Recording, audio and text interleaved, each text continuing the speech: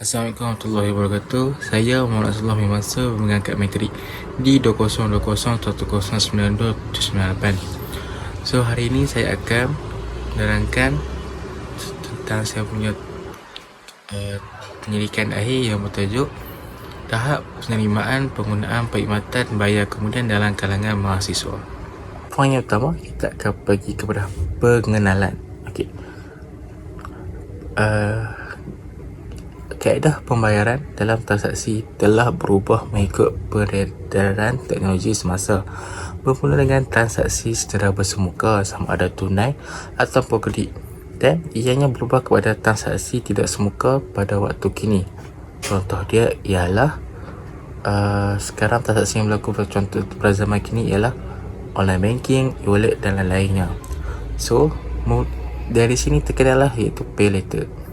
Pay later adalah metod pembayaran yang memungkinkan pengguna untuk membeli barang dan membayar secara berperingkat dalam jangka masa tertentu setelah transaksi dilakukan. Untuk objektif tahap penerimaan penggunaan bayar kemudian dalam mahasiswa ialah dia ada 3 objektif. Yang pertama ialah objektif yang hendak dicapai ialah untuk menerangkan perkembangan konsep pembayaran dalam pembelanjaan muamalah semasa. Yang kedua, mengenal pasti pemulih ubah yang mempengaruhi tingkah laku penggunaan pay later. Dan yang ketiga yang terakhir ialah menganalisis pengaruh pemulih ubah dikenal pasti terhadap tingkah laku dan penerimaan penggunaan pay later. Okey, seterusnya kita beralih kepada tinjauan literatur. Yang pertama, menurut Rahmatiah Jamho pada tahun 2021, dalam kajiannya menyatakan bahawa faktor-faktor yang mempengaruhi niat penggunaan teknologi kewangan di Malaysia adalah menyebabkan faktor perspektif manfaat, perspektif kemudahan kemudahan dan kepercayaan. Kemajuan teknologi maklumat menyebabkan perkembangan yang pesat dalam perkhidmatan kewangan yang baru. Teknologi kewangan mempunyai potensi untuk menyediakan penyelesaian kewangan yang inklusif dan efektif yang dapat memenuhi keperluan kewangan semua lapisan masyarakat. Yang kedua, menurut Waluyo pada tahun 2022, dalam kajian ini ia menggunakan transaksi pay later untuk mengkaji pembelian impas yang dilakukan oleh generasi muda. Pembelian impas bebas adalah penentu utama dalam kajian ini. Semuanya diasaskan pada penuan uji bahawa faktor yang berkaitan dengan tingkah laku, membeli belah, perspektif risiko dan diskaun tidak mempengaruhi impas yang dibuat melalui pembayaran. Pembelian impas pay later dipengaruhi oleh dua pemulih ubah, iaitu perkhidmatan dan perasaan yang baik.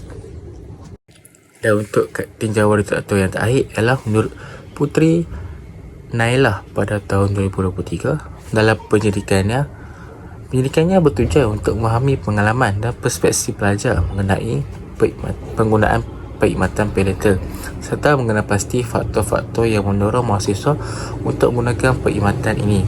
Dengan perkembangan semasa yang membawa perubahan kepada kehidupan gaya hidup, justru dari segi kewangan juga ataupun cara pembelian juga akan berubah mengikut teknologi dan perkembangan semasa. Di dalam kajian Putri Nailah ni, dia mengkaji bagaimana mahasiswa menggunakan pay later untuk membeli sesuatu. Seterusnya kita balik kepada metodologi kajian. Untuk metodologi kajian, kaedah yang digunakan ialah soal sidik bagi mengumpul data. Soal sidik ni dilakukan di negeri Perak, iaitu di Universiti Sultan Pendidikan Inggeris dan universiti di luar negeri Perak seperti Universiti Utara Malaysia, UKM dan UM. So, seramai 34 orang responden dipilih secara rawak dan ada juga diberi secara di atas talian. Analisis digunakan adalah dua, iaitu analisis inferensi dan analisis deskriptif. Dapatan kajian. Setelah soal sidik dilakukan, maka data-data diperolehi. Bagi data yang pertama itu jantina. Untuk jantina, majoritinya adalah perempuan dengan jumlah 210. Manakala bagi umur pula, kebanyakan responden yang menjawab adalah berumur di antara 21 tahun hingga 23 tahun dengan jumlah seramai 227 orang responden. Manakala bagi bangsa, majoriti yang mengisi bola ni adalah bangsa Melayu dengan jumlah 303 orang responden. Bagi status, majoritinya diisi oleh golongan bujang dengan jumlah 338 orang. Untuk tahun pengajian, kebanyakannya ialah pada tahun akhir, iaitu tahun keempat, seramai 169 orang responden. Untuk bidang pengajian, kebanyakannya diisi oleh mahasiswa yang dalam bidang pendidikan dengan seramai 154 orang. Dan kita beralih kepada aplikasi yang sering digunakan ataupun jarang digunakan oleh mahasiswa. Terdapat 3 aplikasi yang jarang digunakan oleh mahasiswa ataupun tiada pengalaman mahasiswa sepanjang menggunakan pay later, iaitu yang pertama Atome, Traveloka dan GoPay. Dan aplikasi yang sering digunakan oleh mahasiswa untuk melakukan pay later adalah Lazada, Shopee. Bagi Lazada sebanyak 261 orang responden dan bagi Shopee pula ialah 341 orang responden. So, akhir sekali kesimpulannya ialah kajian ini bertujuan untuk menganalisis tahap penerimaan perkhidmatan bayar kemudian dalam kalangan mahasiswa. Dalam kajian ini, ia memberi tumpuan kepada tahap penerimaan perkhidmatan bayar kemudian dalam kalangan mahasiswa.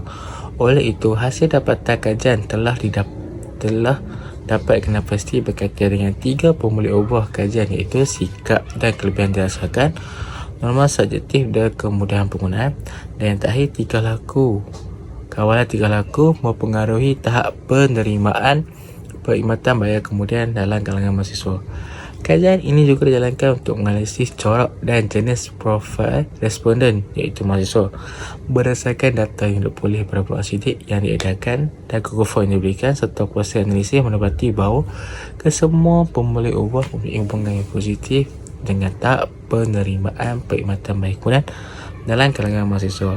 Maka dapat disimpulkan bahawa kesemua pemulik ubah adalah signifikan dan mempengaruhi niat penggunaan perkhidmatan bayar kemudian. Sekian, itu saja daripada saya. Sekian, terima kasih.